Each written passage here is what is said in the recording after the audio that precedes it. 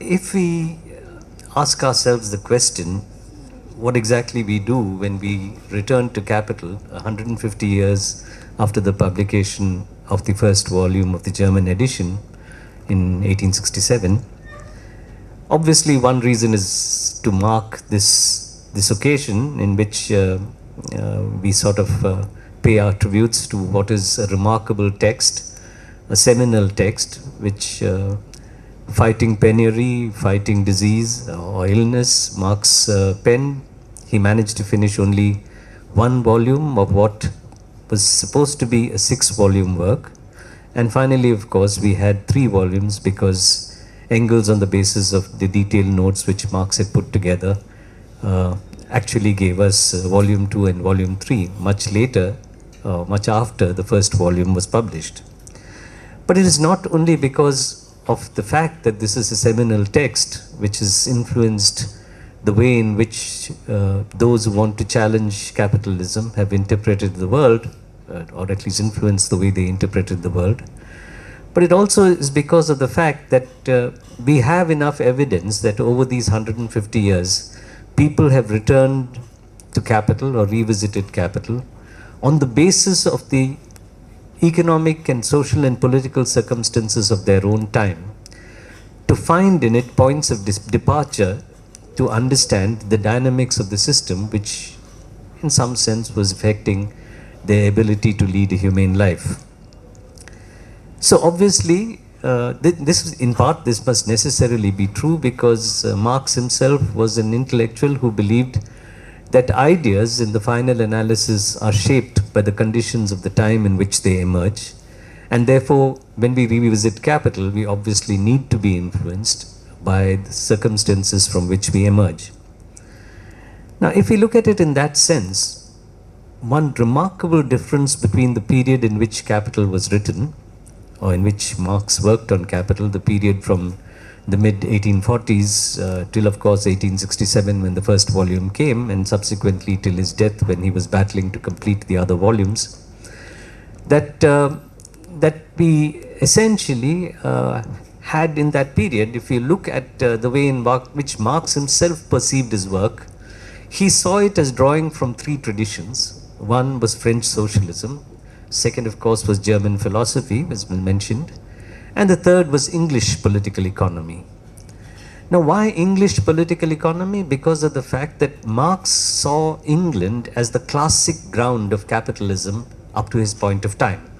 That was where, he said, capitalism had developed to its utmost, and he was in some sense of the view that the early classical economists, after the physiocrats, in particular Adam Smith and Ricardo, and others, were essentially, unlike the vulgar economists who came subsequently, were those who were able to, in some sense certain essential features of the nature of capitalism, because in their time, as yet, the class struggle, which would force you to make your compromises as a representative of bourgeois political economy, had not yet developed to an extent where they would hold back in terms of their analysis. So though they believed that capitalism was here to stay, that it was in some sense the essential nature of the world, they did, according to him, develop a set of ideas or begin a process of thought which could enable him, when he was trying to understand the essential features and the logic or the dynamic of capitalism, enable him to move further using them as points of departure. So therefore, this obviously meant that if you treat England as being the classic ground of capitalism, then what kind of a society were you looking at that point of time? What kind of an economy were you looking at that point of time? Well, we know that over the 19th century, at the beginning of the 19th century, around 1800, if you look at the distribution of the workforce in England, well, almost all of it, a very, very large share of the total workforce was in agriculture. There was only rudimentary development of manufacturing. The factory system had still to fully consolidate itself, though it had emerged. And there was very little in terms of the share of services in employment. So agriculture dominated. But by the time you get to the 1851 census, you find that 46% of the workforce in England was now absorbed into the secondary sector, into manufacturing and construction.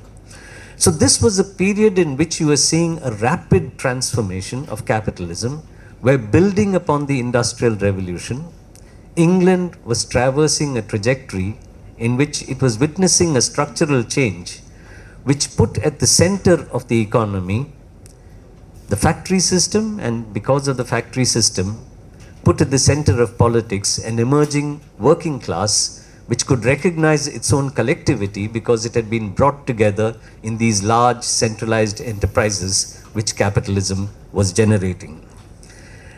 Now, compared to that, where are we at today when we want to revisit capital? We are in a situation where if we go to the United Kingdom, an extended version of the classic ground which Marx was analyzing, we have around 20% of the workforce engaged currently in manufacturing and dwindling quite rapidly. If we take manufacturing and construction, the secondary sector, if we take the sectors of finance, insurance and real estate, we have something like 20% of the workforce, even though this is not a productive activity of a similar kind. 20% of the workforce in the United Kingdom is in the FIRE sector, which is finance, insurance and real estate. And if we look at what is happening in terms of the profits or the surpluses that capitalism generates, we find that as compared to about 8% of profits, corporate profits coming from the financial sector at the end of the Second World War, around 1945, 1946, we moved to a situation by 2000 where a quarter of total corporate profits comes from the financial sector, and currently we are approaching about 30% of total corporate profits actually emerge or originate in the financial sector. So what we are actually seeing is a huge transformation of capitalism which has occurred, in which it looks and operates in a way which is very different from the classic ground of capitalism, which Marx used as the empirical basis from which he abstracted the essential features in order to build his argument about the logic and the dynamic of capitalism. So therefore, in some sense, the reason I have titled this Revisiting Capital in the Age of Finance, when we go back to it 150 years after the first volume was published, is really to ask the question, can we find points of departure in capital, both in terms of method as well as in terms of substance, its analysis of the essential features and the logic and dynamic of the system, to enable us to try and understand how we approach an analysis of contemporary capitalism itself. And if we do that, what really emerges in terms of the possibilities for the transcendence of this system. Why does transcendence of the system matter? Because we do know that based on the writings of Marx and Engels, if possibly somebody at that point of time had said that 150 years from now, from 1867, people would still be analyzing or discussing capital as a text, they possibly would have laughed, because even though the 1848 revolutions had failed, Marx and Engels believed that those were revolutionary times. More intense crises would overcome capitalism. Those crises would generate the subjective conditions for the transcendence of capital, so much so that Engels scolded Marx for delaying the publication of Capital, because Marx, besides his illness, would constantly shift attention to his writings in the New York Daily Tribune and writings on other issues. And he said that the working class of the world is waiting for your text because they saw themselves as being in revolutionary times. What we do know is that even though there have been occasions when those subjective conditions seem to assert itself in the core of capitalism, that finally, when revolution of a kind came, it came not in the metropolitan core, but in regions of the periphery, starting with what Lenin called the weakest link, which was Russia, which is where the first revolution came, and subsequent revolutions, whether they be in China, in Eastern Europe, in Cuba and elsewhere, in Vietnam, have essentially been those which have occurred not in the metropolitan core as Marx and Engels at that point of time thought they would, but really occurred in the periphery. So what we need to do is really to go and look at that text, its method and its substance, and then bring it to an analysis of what is a different capitalism in the age of finance, and to ask the question, how different would be that analysis if placed in the current context? So I intend splitting the discussion two ways. In the first part, I want to selectively choose certain features, because we have essentially two lectures, selectively choose certain features of capitalism which I think were central to Marx's analysis, look at the implications he derived from those features and the way they interacted in terms of understanding the dynamics of the system and its tendency towards crisis. Based on that, to formulate a set of questions implicitly, which would allow us in the second lecture to really begin to apply that substance and method to an analysis of capitalism in the age of finance.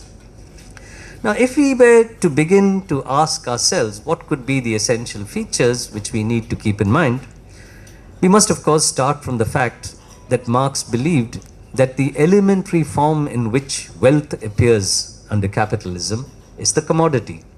A commodity being a good or a service produced not for self-consumption but for exchange, produced of course with the idea that it must have use value for the other, but not for the owner of the commodity himself, who is going to alienate that commodity or sell that commodity, and produce that commodity essentially to obtain the exchange value which can then be used by the owner of that commodity in the first instance to buy an alternative set of commodities which he or she does not have access to as part of his own endowment.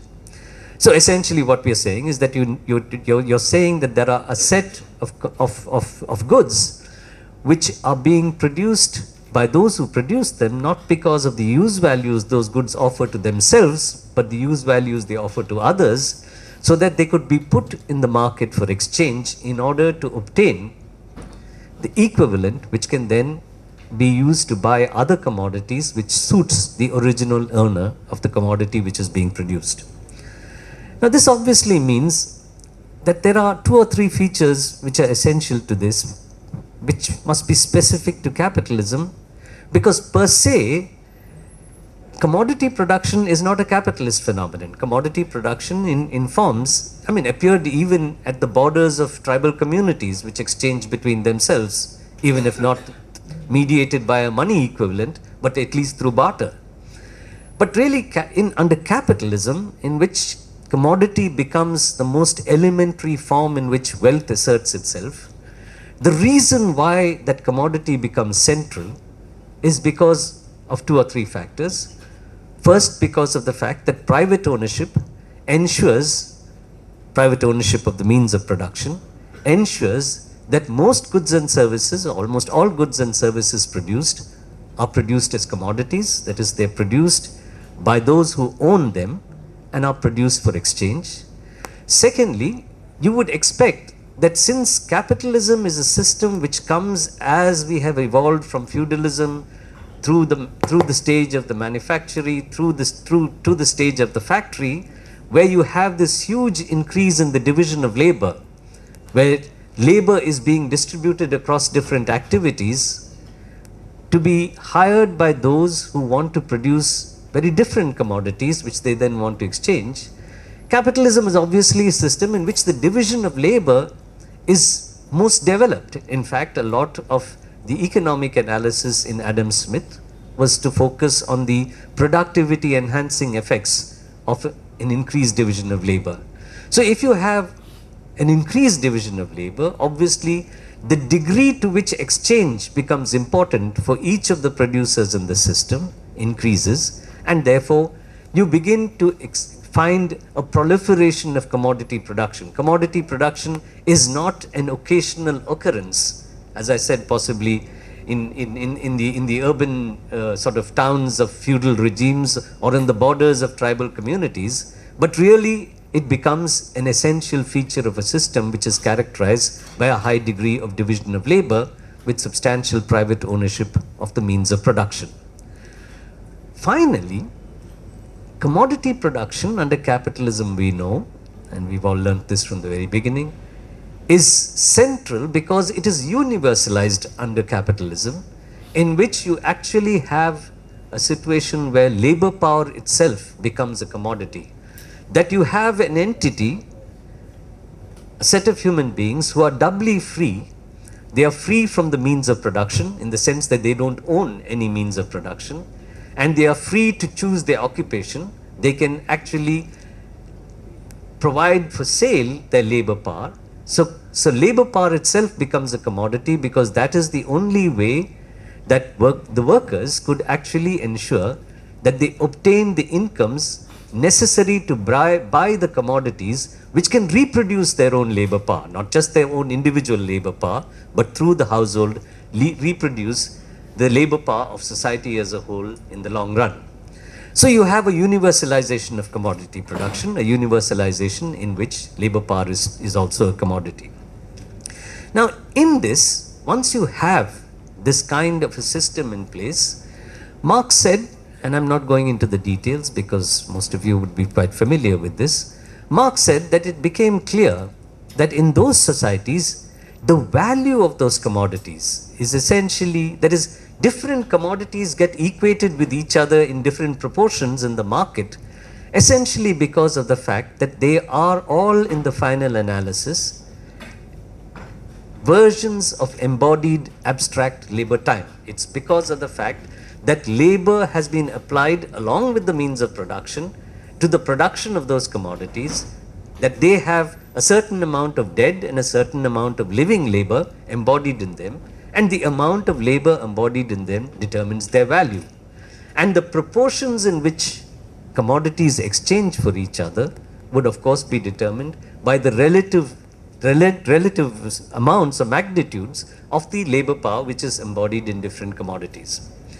Now this obviously means that there must be some labor power embodied in labor power itself if labor power is a commodity. So the question becomes, what determines the true value of labor power, which is now a commodity which is available for sale in exchange in the market for labor?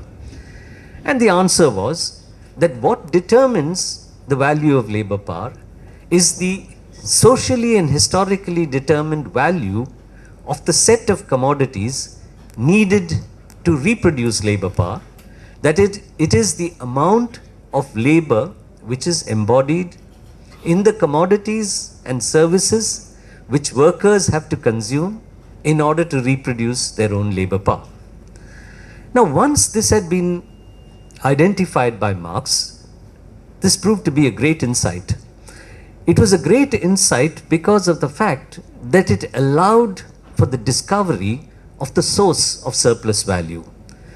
Marx had a very, very deep concern with one question, and that was, if capitalism is a world in which, because of the universalization of commodity production, all commodities exchange at their values, of course you can have distorted markets, imperfect markets in which this does not happen, where merchant capitalists sell cheap, buy cheap and sell dear. But in its essential features, a world of universal commodity production must have the possibility of being one in which there is equal exchange of all commodities. And what is equal exchange? That is, commodities exchange at their values in terms of the magnitude of the labor time embodied in them. So his question was that if every commodity exchanges at its value, then where does surplus value come from? What is the source and origin of surplus value? The fact that he could identify a commodity called labor power, the cost of reproduction of which determined its value, or the labor embodied in the commodities and services needed to reproduce it determined its value, allowed him to then arrive at the source and origin of surplus value under capital. He basically said, when a worker goes and sells its labor power, what he's doing is he's alienating the value in use of his labor power, which he sells to the capitalist, and is paid in return the exchange value of his labor power, which is the cost of reproducing that labor power. But what is the value in use of that labor power for the capitalist? That depends upon the number of hours to which the capitalist can put the worker to work. So if we take a working day, which gets, of course, determined by a whole host of factors, besides the fact that 24 hours is the maximum, it gets determined by the state of the class struggle, it gets determined by the Factories Acts, which Marx sort of analyzed in much detail in Capital.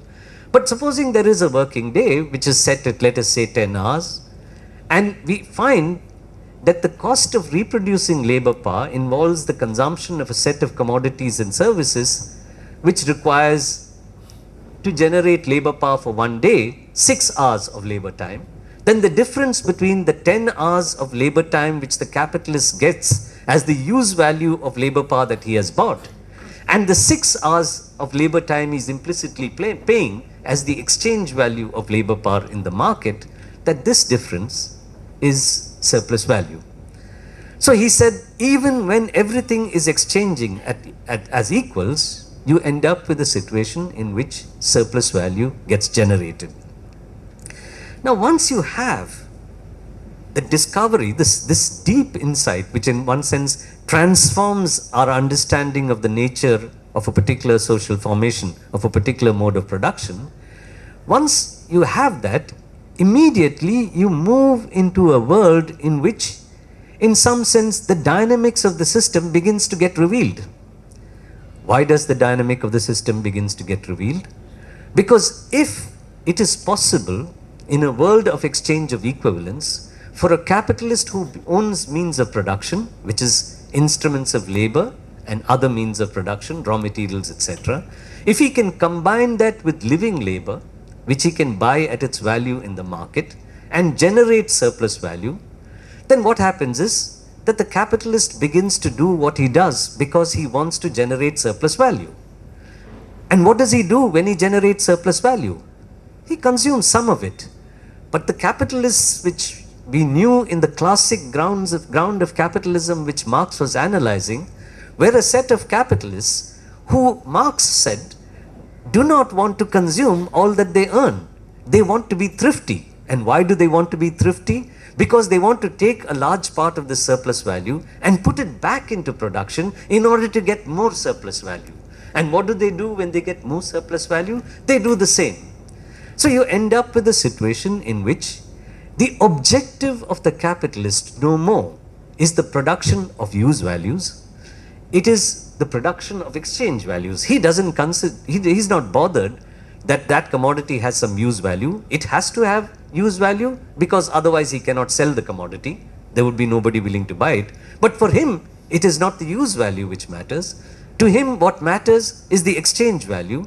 And the reason the exchange value matters to him is not because it has a certain value, but because a part of that exchange value is actually surplus value, which by virtue of ownership of the means of production, he can appropriate, realize, reinvest and generate more surplus value. So you actually have a system in which the drive to accumulate becomes central once you see the emergence of surplus value in production as a result of the universalization of commodity production, which is the essential character of capitalism. Now, if that be the case, if you actually have this kind of a tendency emerging, then what becomes true is that in time, this system generates a type of spontaneity, that no more is the capitalist anything more than a cog in the process of capitalist accumulation. He, in some sense, is constantly under pressure because he is a capitalist and owns the means of production and can generate surplus value and appropriate it. He is constantly under pressure to continue to do this because that is the reason for his existence. But the pressure to accumulate, Marx said, does not end there. The pressure to accumulate does not end there, because what you have is, in order to be able to get your surplus value and reinvest it to make more surplus value, you must be able to sell the commodity at the price which includes some surplus. Now, which essentially means that the price in the market, defined in terms of labor time values, determines the amount of surplus you could make. Now, what really happens is every capitalist is trying to make more and more, so therefore there's a constant effort to try and improve your techniques of production in order to increase your market share. And when you improve your techniques of production, you actually bring down prices because productivity increases, and when productivity increases, there's less labor time overall embodied in the commodity. Now, if one capitalist does this and the other capitalist doesn't, prices comes down, but the other capitalist is still spending as much labor time as before in producing the commodity, he would be competed out. So, the fact that capitalists are under this drive to generate surplus value, realize it and reinvest and accumulate, puts them into a situation where they pressurize each other to actually improve the means of production, to go in for technical change, and therefore to accumulate even faster. And this is important, Marx said, for one other reason. And that other reason is the fact that finally a capitalist is always trying at each point of time to maximize surplus value, and over time to actually accelerate the process of accumulation. So if I need at each point of time to maximize my surplus value, I must at each point of time try in many ways to keep wages down, because the lower is the wage, the higher is the surplus value and therefore the profit share.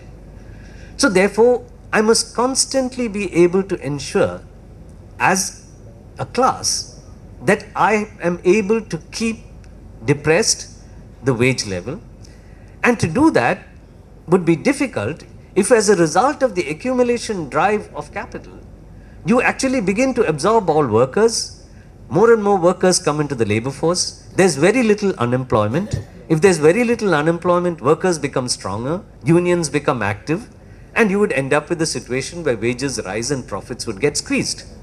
So therefore, I need to introduce new techniques, not merely because I want to outcompete the other capitalist, but as capitalists as a group, I need to introduce new techniques in order to ensure that I don't need to absorb all workers into the workforce. I'm constantly displacing workers with machines, living labor with dead labor.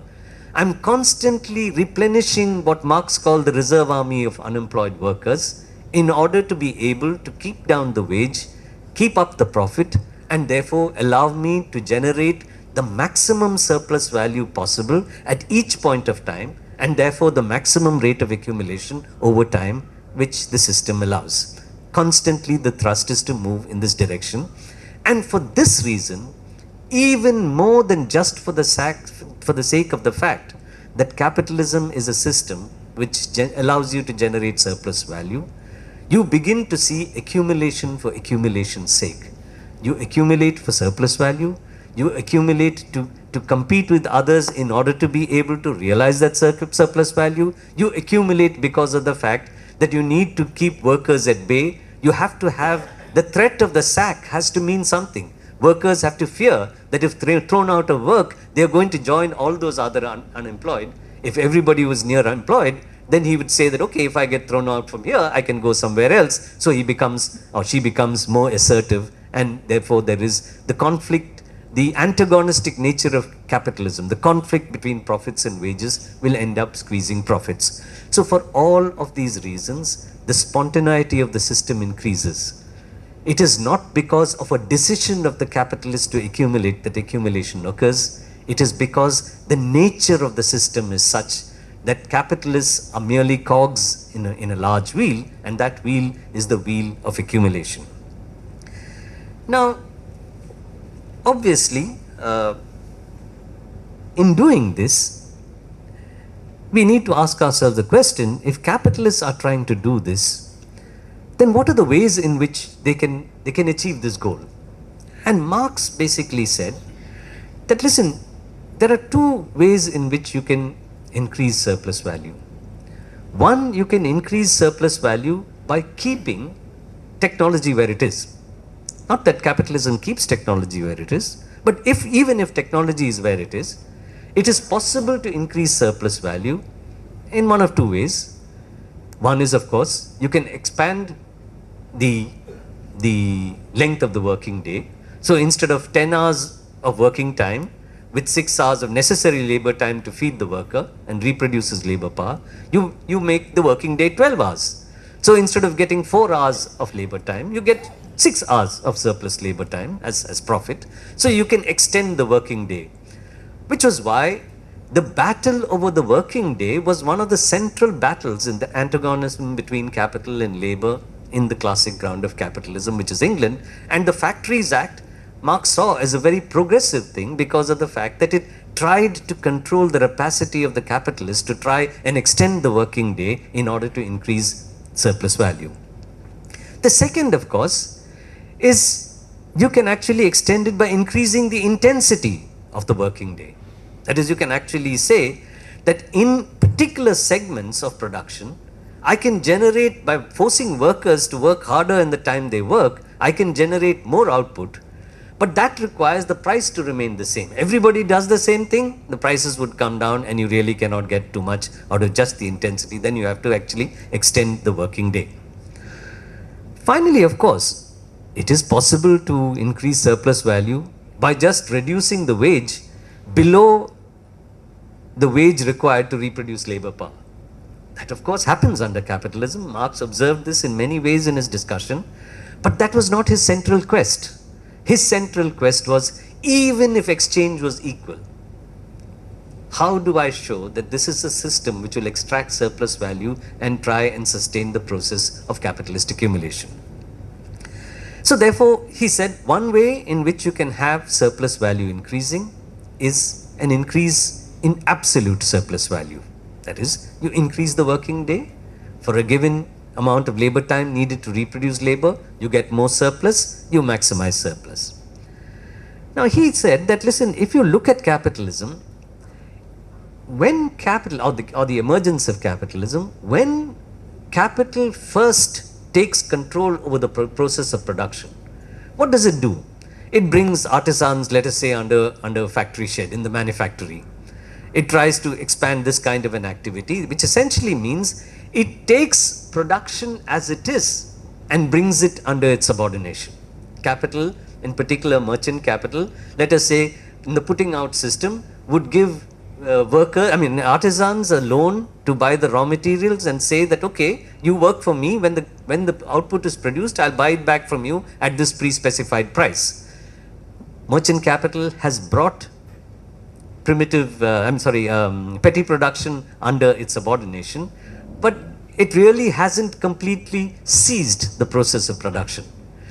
Now, therefore, he said that in the early phases of capitalism, when capital takes over production as it is, which means technologies are the same, the principal way in which you try to maximize surplus value is by an increase in absolute surplus value. And this obviously requires the lengthening of the working day. This requires some kind of implicit coercion, which is forcing workers to do something which they wouldn't like to do. Now that, of course, he said, was when you take over. But once capitalism takes over the process of production and then seizes control, it begins to revolutionize the process of production. Marx believed in the really progressive progressive character of capitalism, in as much as it constantly revolutionizes production through improving techniques. The wondrous quality, he said, of technical change under capitalism. He celebrated this feature of capitalism. So therefore, you obviously don't stay in a world where you take over production as it is. You transform the production process, you meaning capitalism. So if you're transforming the production process, Marx said that the part of the reason you're doing it is because you're finding a new way of getting yourself surplus value. And what is that new way? If capitalism revolutionizes production by improving the techniques of production and therefore the productivity, in those areas, producing the goods and the services needed to reproduce labor power, that is, producing the goods and services which workers consume to reproduce their capacity to labor, if technical change there increases productivity, it would basically mean to produce a set of commodities and services, you need less labor than before, which means to provide the worker with what is his socially and historically determined and physically, because of subsistence requirements, determined quantum of goods and services, you actually need to devote less labor time, less necessary labor, because you can produce those goods and services now with less labor time, because capitalism, by revolutionizing techniques of production in areas which produce those goods and services which workers need to consume in order to reproduce their capacity to labor, is actually reducing the value of labor in terms of labor time. If you do this and the length of the working day remains the same, necessary labor time or labor time needed to reproduce labor power shrinks, therefore surplus value increases. This, Marx said, is relative surplus value as opposed to absolute surplus value. And his understanding, which of course many quote, even though there are quotes to the contrary scattered across the pages of Capital, the 3 volumes, his idea was at some points that in some sense the evolution of capitalism would be one. The evolution of capitalism would be one in which relative surplus value would displace absolute surplus value generation. Capitalism will not be dependent only on generating surplus value by expanding the working day. It would rely more and more on improving productivity to increase surplus value. And that, he said, is as opposed to the formal subsumption or subordination of labor to capital, is the real subsumption or subordination of labor to capital. Now, the first thing I'd like to say is that if we look at the history of capitalism, we know that forms of extraction, generation and extraction of absolute surplus value do not disappear. They of course do not disappear in the colonies, they do not disappear in the peripheries, they do not disappear in pre-capitalist social formations captured by capitalism, but they do not disappear even in segments of the labor market in developed capitalism.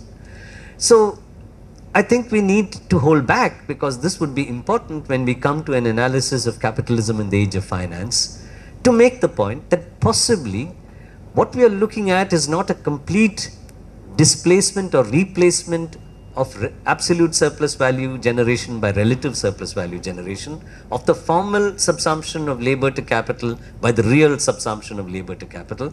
What we are looking at is, in mixed hybrid forms, capitalism in its search for surplus value would always use whichever form of generation of surplus value is possible, so long as it helps it expand, maximize its generation and extraction of surplus value.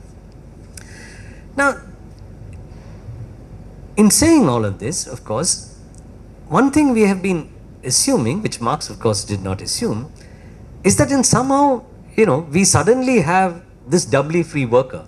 Because if you don't have the doubly free worker, if you don't have universalization of commodity production, then you actually would be in a world in which all of this doesn't become true. We still would be one in which non-market mediated, non-equal exchange mediated tendencies like under feudalism would determine the generation and appropriation of surplus value.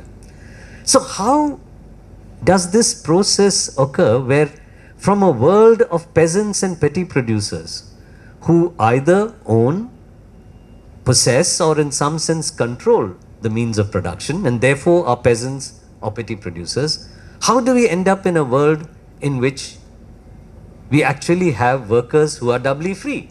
They are free from the means of production and they are free to choose their occupation, where to go and sell the only thing they have to sell, which is their labor power. Now, if you ask that question and go to Marx, we know that Marx said that this happens through a process which he called primitive accumulation.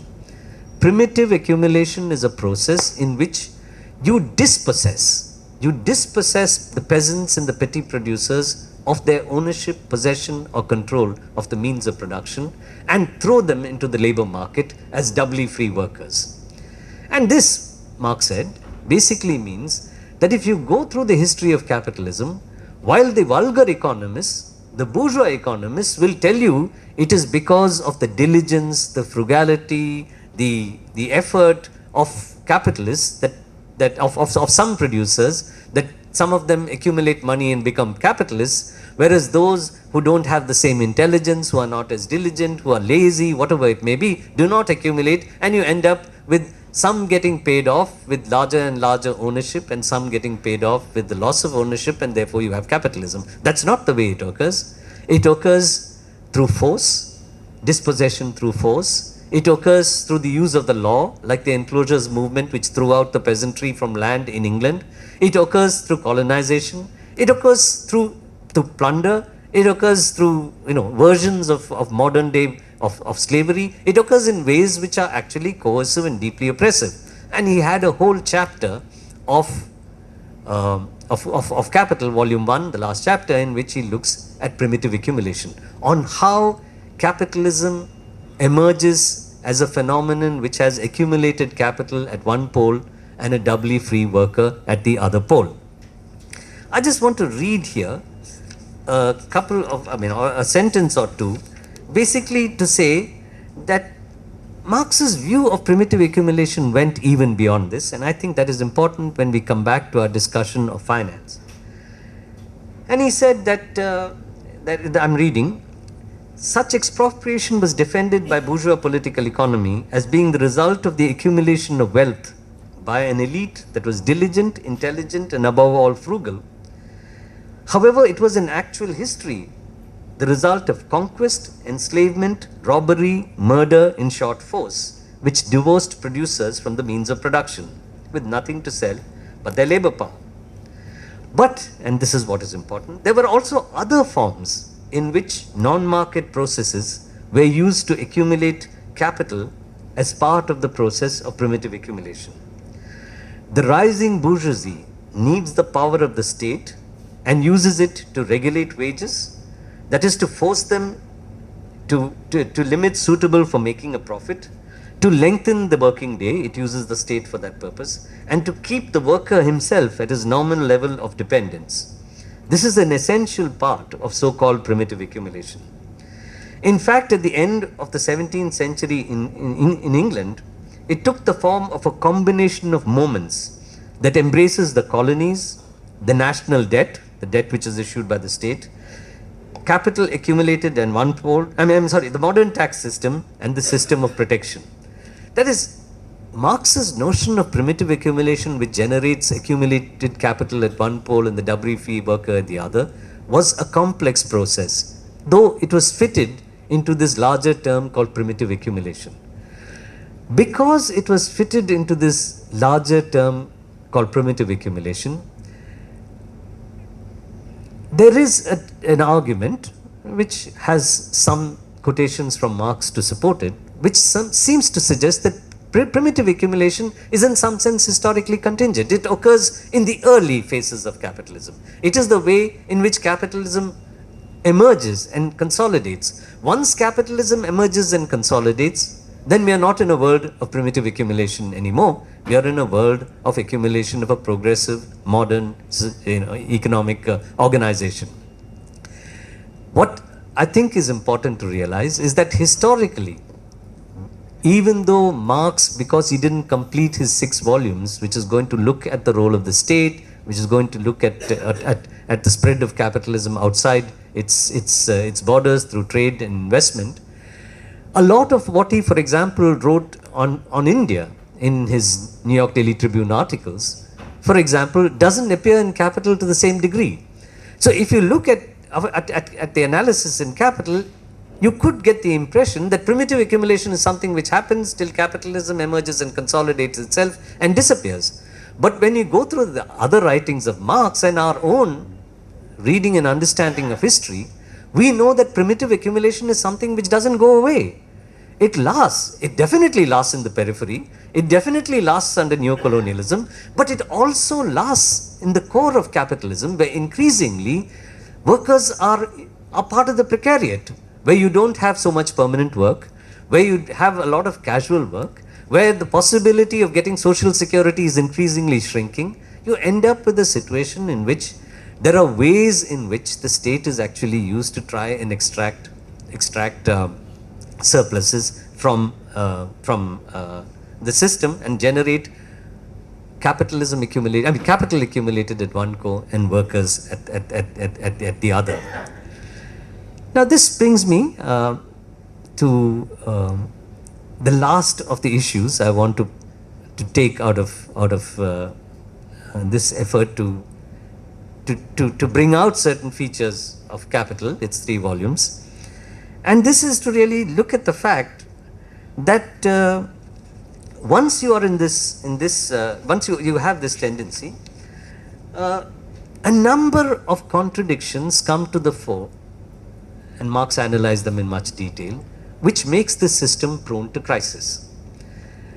We need to look at this because even though it is true that unlike the expectations of Marx and Engels in the 1860s and earlier, though it is true that capitalism has displayed a resilience and has continued to exist for 150 years after the publication of the first volume, we do know that this is a system which is increasingly crisis prone. If, for example, we take the period since the 1970s, which is when the golden age of capitalism, post-war golden age of capitalism ended, we have the 1980s banking crisis, we have the dot-com bust of the 1990s, we have the 2007-8 crisis, and this is in the core. 2007-8 global financial crisis, this is in the core countries. And then we have crises all over. We have the Southeast Asian financial crisis, we have the Mexican debt crisis, we have the crisis in Russia, etc., etc. So this is a deeply crisis-prone system, and therefore we need to look at the ways in which Marx was trying to understand how these features of capitalism generates a set of contradictions which makes it prone to crisis. One of these, which I've already dealt with and therefore shall not elaborate further, is the antagonism characteristic of capitalism, which results in an antagonism between profits and wages. If it so happens that as a result of the process of accumulation and its rapidity, wages tend to rise because you're absorbing more and more workers into the workforce. And this, Marx discusses it in the case of England, we know happened in the period of the 1960s in the United States and in other advanced capitalist countries. As capitalism, because of its dynamism, brings in more and more workers into the labor force, moving towards what is called in today's terminology near full employment, we begin to observe that wages will rise. Wages will rise because of the fact that there is tightness in the labor market. Wages will rise because workers become more assertive. Wages will rise because unions are more strong, and so on and so forth. And when wages rise, profits get squeezed. When profits get squeezed, you actually cannot have the very logic for accumulation to continue, and therefore you will have a crisis till more workers are thrown into the reserve army, wages are kept under control, profits rise, and the process of accumulation begins again. So you actually have a situation where a squeeze in the rate of profit, because of the antagonism characterized by capitalism, generates crisis, and a process of restructuring which has to actually, in some sense, mitigate that conflict between profits and wages in order for accumulation to begin again. The second conflict, of course, or second contradiction, of course, arises that if we say that there is this inherent tendency, spontaneous tendency for accumulation under capitalism, which results in more and more rapid accumulation, and a feature of that rapid accumulation is an effort to try and keep wages under control and to constantly throw workers into the reserve army of unemployed, then obviously you would expect to see in this system a contradiction between its growing capacity to produce because of the rapid pace of accumulation and technical change and the ability to consume of the workers. not only would there be the ability of to consume of the workers which is squeezed, but to the extent that capitalists need to be thrifty because they are merely cogs in the wheel. They cannot just swallow up all their surplus value. They consume a part of it, but then they want to reinvest a large part of it. You'd find that accumulation runs at a faster pace than consumption can sustain it. And therefore, you have a conflict between accumulation and consumption, leading to crises of overproduction or crises of underconsumption. This is the second reason, the crisis of overproduction, which Marx identified as being characteristic of capitalism. The third conflict in this system is, of course, the contradiction between private ownership and stability. Why is there a conflict between private ownership and stability? Because private ownership essentially means that the people who are taking the decision to invest are competing with each other. That I, as a capitalist, when I choose to invest, I am competing with other capitalists in my industry. Some industries are competing with other industries, and in each industry, capitalists are competing with each other, so that nobody reveals to the other what he or she is going to do. So what would happen? You're basically saying that each capitalist is to a certain extent making his or her decision on what to do on the basis of a guess of what other capitalists are going to do. Why is this guess important? This guess is important because what all capitalists do together determines two things. It determines how much capacity will be created and therefore how much supply will be put on the market.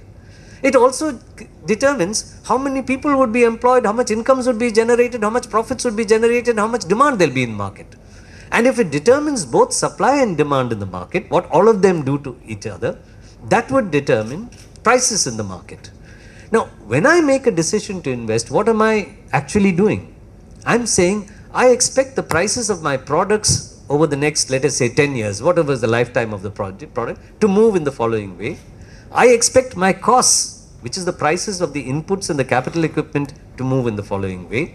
The difference gives me my surplus, and because I think that surplus is good, I'm actually investing. I'm taking my money and putting it into machines which can produce that good.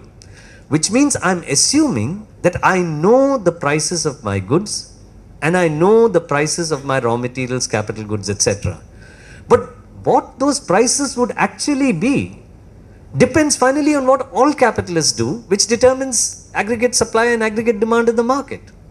So you're ending up with the situation in which the guesstimate is based on the fact that I don't know what others are doing, but what others are doing would actually make a difference to whether my guess was a correct guess or not. And normally under capitalism, it turns out that it is not right.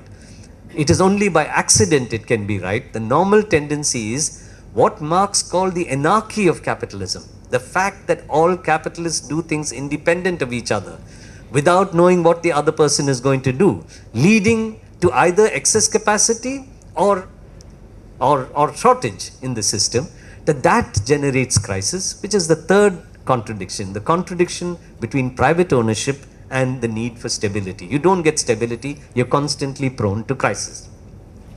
The fourth of five in all is, of course, is the contradiction, which is the larger contradiction between the growing socialization of means of production, because Marx said that this urge to accumulate results in concentration and centralization of capital, bigger and bigger firms looking for larger and larger markets. So if you have this socialization of production, in fact, Marx said the coming of the joint stock company, which is basically social ownership, is saying how you find the embryo of forms of socialism within capitalism itself. Perhaps that was an exaggeration, but basically he had this idea that accumulation results in a growing socialization of production and bringing together workers in large collective entities called factories. Okay? So therefore, there is a contradiction that capitalism results in the socialization of production, but the socialization of production does what?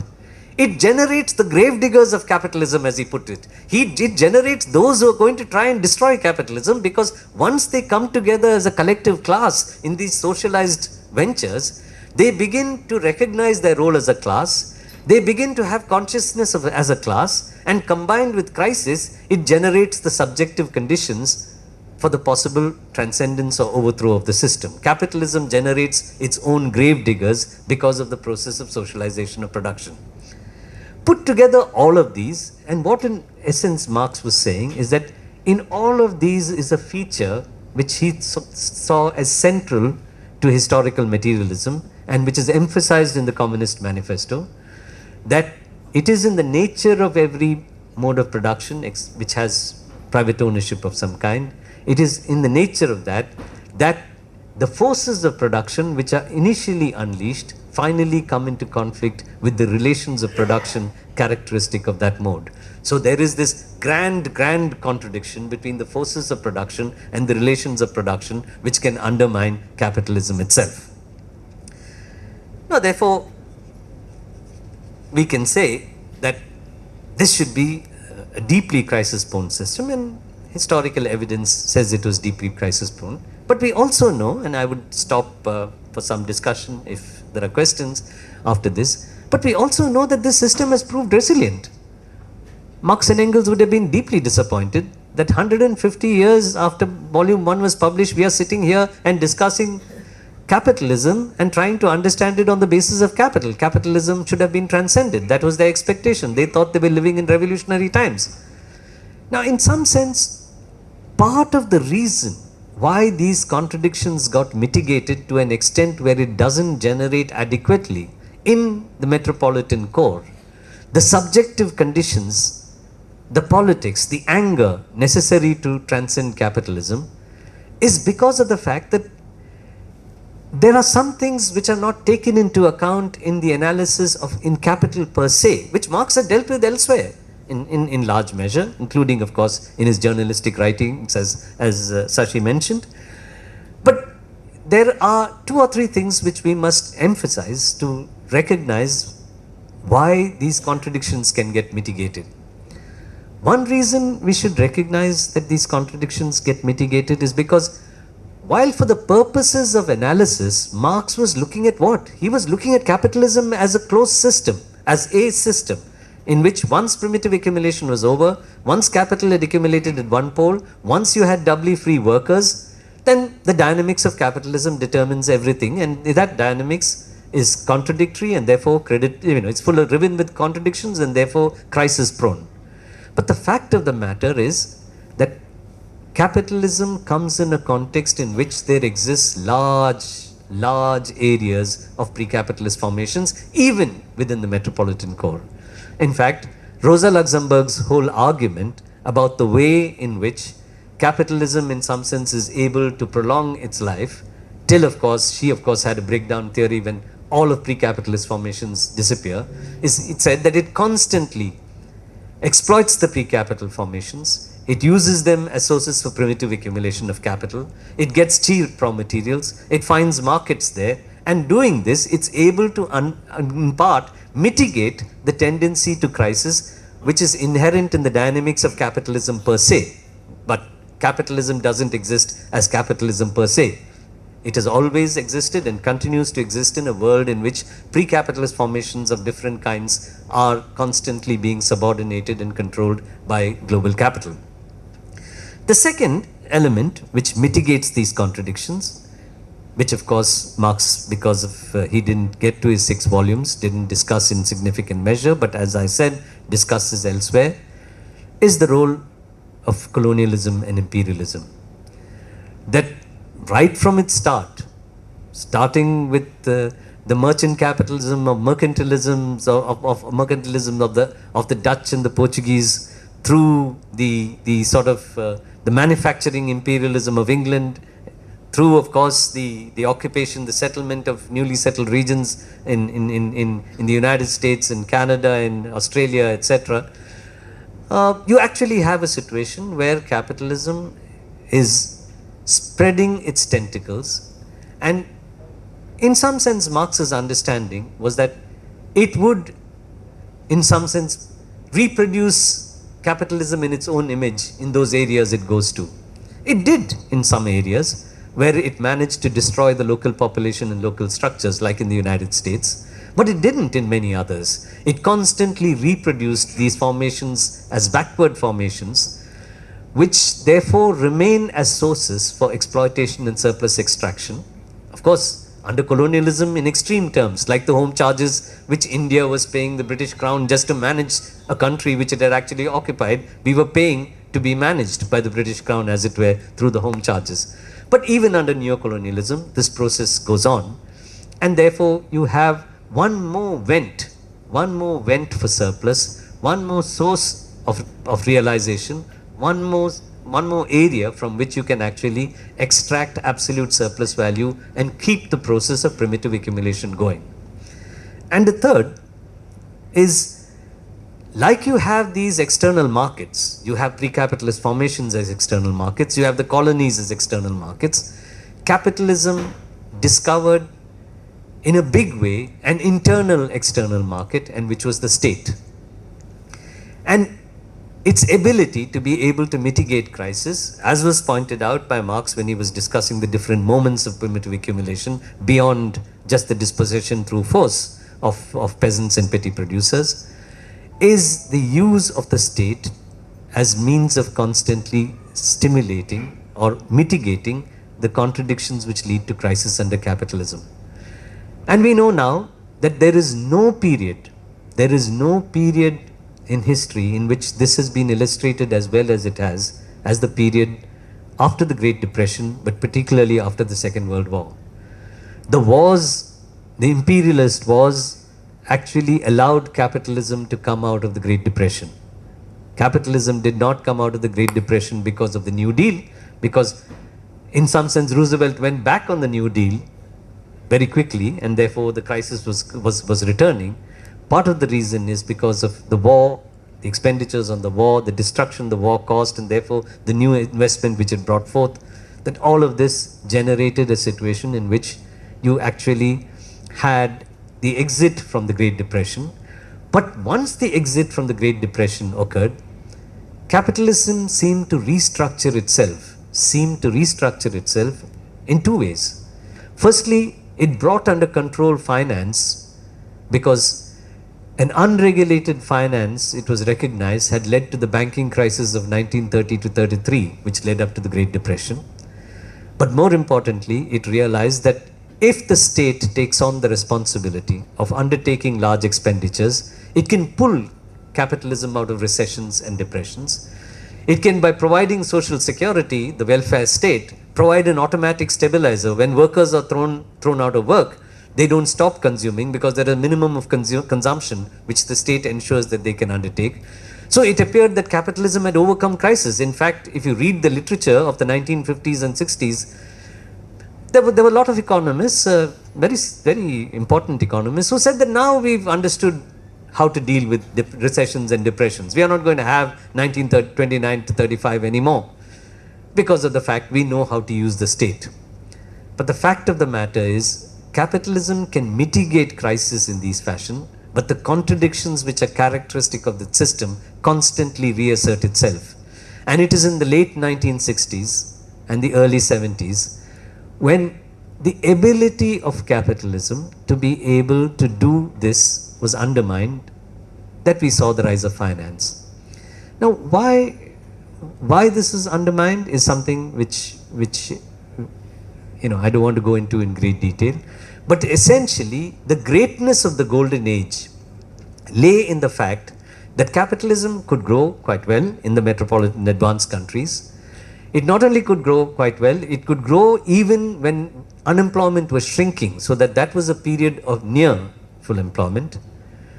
And when it did that, it actually could do it without allowing wages to rise. There was no the inflation of a kind which resulted in huge wage inflation, because if wages keep rising, then prices tend to rise, and if prices tend to rise, the system becomes unstable. There were two crucial reasons why capitalism could do this. Many, but two crucial reasons. One crucial reason, of course, was because of the fact that the spin-offs of technologies generated during the war pushed up productivity so much, so that even though wages were rising, prices were not rising, because productivity increases were being partly paid out to workers. So you didn't have inflation when wages were rising. That came to an end. Once you had exhausted the spin-offs of the technological revolution unleashed by the Second World War, all the technologies, which were generated as part of the of defense research, which were civilian technologies but got used after the war. But the second thing, of course, was that by its occupation of the rest of the world, capitalism could keep two sets of things completely under control. One was the prices of raw materials and primary commodities. But more importantly, for an energy-intensive system, it could keep the prices of energy or oil under control. It messed around in the Middle East, it did what it did in West Asia, but it could, for a long period of time, till the 1970s, till the coming of OPEC, it could keep energy prices under control. So it could keep prices under control, costs under control, and therefore you could have this world of high growth, low unemployment, and low inflation. Once capitalism could not do that because its own contradictions began to assert itself, we saw the crisis of the late 1960s, and it is that crisis which led to the rise of finance. What I'll do is, and what I can stop just now because this is what I'm taking out of the substance and method of Marx. And what I want to do in what follows, in the discussion that follows, possibly in the next lecture, if we can have a discussion, is really to begin to apply this, to understand what exactly is the age of finance, and to begin to apply this and many other, not many other, some other elements of the third volume of Capital, in which Marx had begun to analyze a still rudimentary finance capital in his age. In fact, Engels had to write a two-page supplement to the third volume of Capital on the stock market, on the New York stock market. He basically said, listen, unfortunately, at the time when Marx was writing this, the stock market was not so active, whereas today it has become very active. So I thought I should put down, he put down a few paragraphs, a two-page supplement. So obviously finance hadn't developed at all in the sense that we know it today, but he still had an analysis of certain features of finance and capitalism, leading to what he considered to be the accumulation of fictitious capital, what he called fictitious capital. I would like to use that and some of these elements which I've taken out to try and understand what exactly are the implications that has for our understanding of contemporary capitalism, and therefore for an understanding of the probable future of capitalism itself, which is what I'll come to.